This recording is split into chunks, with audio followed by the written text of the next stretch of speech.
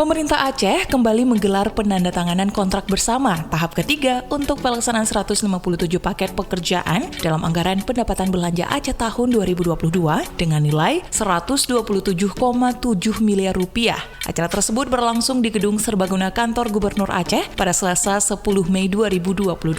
Penandatanganan tersebut dilakukan oleh kuasa pengguna anggaran atau KPA dari 25 satuan kerja perangkat Aceh bersama dengan pihak rekanan terkait dan disaksikan langsung oleh Sekretaris Daerah Aceh dan para kepala SKPA. Sekda Aceh Taqwallah menyampaikan terima kasih kepada semua pihak dari jajarannya yang terlibat sehingga penandatanganan kontrak tahap ketiga ini dapat dilakukan pada bulan Mei. Dan ia mengatakan setelah kontrak ini, maka pekerjaan pembangunan segera dimulai dan masyarakat akan merasakan langsung manfaatnya. Lebih lanjut, Sekda berharap kepada jajarannya di setiap SKPA untuk bekerja keras mempersiapkan penandatanganan kontrak proyek tahap selanjutnya yang akan dilakukan pada bulan Juni mendatang.